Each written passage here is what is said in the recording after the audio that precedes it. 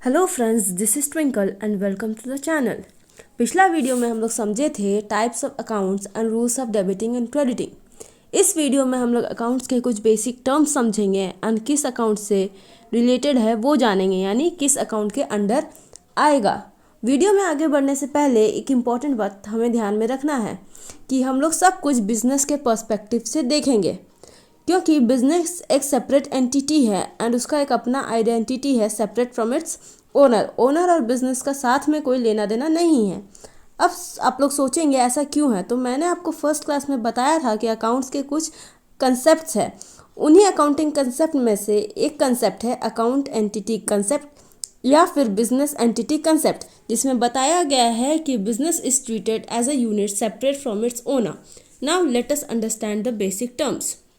पहले समझते हैं हम लोग कैपिटल के बारे में। जब भी एक बिज़नेस शुरू करना होता है तो क्या होता है, जो ओनर है वो कुछ अमाउंट हो गया या कोई व्हीकल, कोई फर्नीचर अपना बिजनेस में लाता है ताकि बिजनेस शुरू हो सके।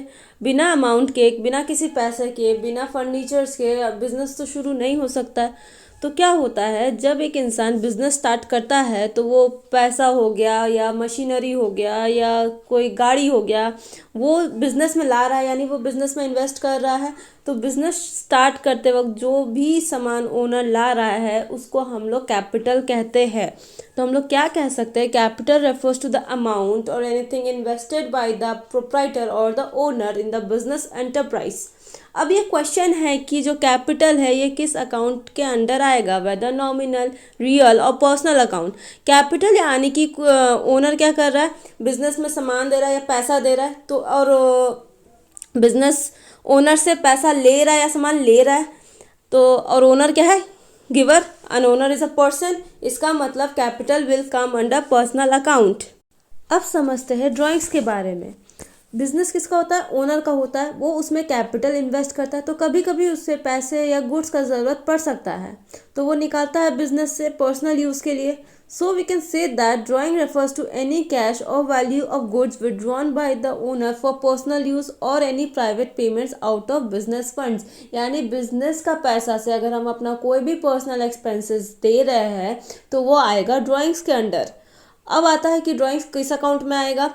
ड्राइंग यानी ओनर पैसा या गुड्स निकाल रहा है, एंड एज वी नो कि बिजनेस ओनर को पैसा दे रहा है और ओनर है पर्सन। इसका मतलब drawings will come under personal account. Now we will understand the term goods. Goods से आप लोग को क्या समझ आ रहा होगा, सामान। सामान तो कुछ भी हो सकता है, like machinery, furniture, clothes and many other things. But business में ऐसा नहीं है। जो सामान रीसेल के पर्पज से खरीदा जाता है बिजनेस में, उसे ही गुड्स कहते हैं। गुड्स उसे भी कहा जाता है जो रॉ मटेरियल्स खरीदा जाता है फिनिश्ड प्रोडक्ट्स बना के सेल करने के लिए। फॉर एग्जाम्पल, हम लोग का बिजनेस है बेकरी का।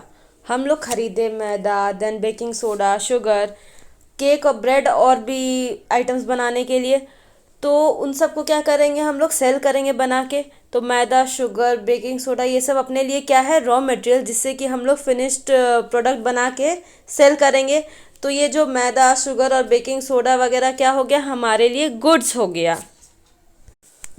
So we can say that goods include all those things which are purchased for resale or which are used for producing the finished products which are also meant to be sold. Now let us move on to the next term, that is purchase. Purchase यानी goods खरीदना। The term purchase is used only when goods are purchased. जब सामान resale का purpose से खरीदे गए हो तभी उसको परचेज बोलेंगे। फॉर एग्जाम्पल, हम लोग खरीद रहे हैं चेयर एंड टेबल और हमारा बिजनेस है फर्नीचर का, यानी हम लोग टेबल एंड चेयर रीसेल करेंगे, तो चेयर एंड टेबल परचेज में आएगा ना। सपोज हमारा बेकरी का बिजनेस है, इन दैट केस अगर हम लोग चेयर एंड टेबल खरीद रहे हैं तो वो क्या हो जाएगा हमारे लिए, एसेट। अब क्या है कि परचेस किस अकाउंट के अंडर आएगा। विदाउट परचेस हमारा बिजनेस चलेगा नहीं। मतलब परचेस क्या है, हम लोग का डे टू डे एक्सपेंस है। बिजनेस क्या है, पैसा दे रहा है तब ना वो सामान खरीद रहा है, तो एक्सपेंस के अंडर आएगा ये। और हम लोग का एक्सपेंस किसके अंडर आता है, नॉमिनल अकाउंट के अंडर। तो purchase account will come under nominal account. Now comes purchase return. तो इसमें एक एग्जांपल लेते हैं हम लोग कि जब हम लोग अपने लिए सामान ऑनलाइन परचेस करते हैं, बहुत बार क्या होता है, डिफेक्टिव प्रोडक्ट्स आ जाता है या क्वालिटी पसंद नहीं आता तो हम लोग रिटर्न करते हैं। सिमिलरली बिजनेस में भी होता है, जो सामान खरीदते हैं वो कई बार ख़राब आ जाता है तो उसे रिटर्न करना पड़ता है। बिजनेस परचेस किया हुआ सामान रिटर्न कर रहा है, यानी ये हो गया purchase return. Purchase return is also known as return outward. Outward means business से बाहर जा रहा है, इसलिए इसको रिटर्न आउटवर्ड कहते हैं। और परचेज रिटर्न किस अकाउंट में आएगा, वो आएगा नॉमिनल अकाउंट में।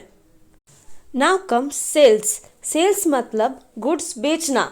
और सेल्स टर्म कब यूज़ होगा, जब हम लोग वही सामान बेचेंगे जो रीसेल का पर्पज से लिए थे। फॉर एग्जाम्पल, बेकरी का बिजनेस करने वाला अगर केक या ब्रेड बेचेगा तो वो सेल होगा, बट अगर वो कोई पुराना फर्नीचर बेचेगा तो वो सेल्स नहीं होगा। सेल्स क्या है, अब सेल्स किस अकाउंट में आएगा, सेल्स इनकम है जो कि हम लोग का डे टू डे एक्टिविटीज से होता है, तो sales account will come under nominal account. जैसे परचेस के साथ परचेस रिटर्न हो रहा था, वैसे ही सेल्स के साथ सेल्स रिटर्न भी होता है। बिजनेस अगर सामान सेल किया है तो पॉसिबिलिटी है कि कस्टमर रिटर्न कर सकता है, तो सेल किया हुआ सामान क्या हो रहा है, वापस आ रहा है, तो सेल्स रिटर्न हो जाएगा। तो सेल्स रिटर्न को क्या कहते हैं, रिटर्न इनवर्ड भी कहते हैं। इनवर्ड मतलब क्या हो गया कि वो बिजनेस में आ रहा है, इसलिए सेल्स रिटर्न को रिटर्न इनवर्ड कहते हैं। और सेल्स रिटर्न क्या हो गया, नॉमिनल अकाउंट। तो ये बात याद रखें कि परचेज रिटर्न को रिटर्न आउटवर्ड कहते हैं और सेल्स रिटर्न को रिटर्न इनवर्ड भी कहते हैं। Now let us understand about debtors and creditors. Purchase and sales या फिर सर्विसेज कभी कैश में होता है, कभी क्रेडिट यानी उधार में होता है। जब गुड्स उधार में खरीदते हैं या फिर सर्विसेज क्रेडिट में लेते हैं किसी इंसान या किसी फर्म से, तो उन्हें हमें पेमेंट करना होता है इन फ्यूचर। तो जब तक हम उन्हें पेमेंट ना कर दे तब तक वो लोग हमारे बिजनेस के लिए क्या रहते हैं, क्रेडिटर्स। और so we can say that creditors represent those person or firms from whom goods have been purchased or services procured on credit and payment has not been made to them. Creditors क्या होता है, इंसान या firm, so creditors will come under personal account. Similarly, business goods उधार में बेचते हैं या कई बार सर्विसेज उधार में देते हैं किसी इंसान या फर्म को, जो कि इन फ्यूचर बिजनेस को पे करेगा। तो जब तक वो लोग बिजनेस को पे नहीं कर देता है तब तक वो लोग बिजनेस के लिए डेटर्स है। So we can say that debtors represent those person or firms to whom goods have been sold or services rendered on credit and payment has not been received from them. अब debtors क्या किस account में जाएगा, debtors या तो कोई इंसान या तो फर्म होगा, तो debtors will come under personal account. I hope कि आप लोगों को समझ आया होगा टाइप्स ऑफ अकाउंट और डेबिट एंड क्रेडिट का rules. On this note we end today's class. Thank you.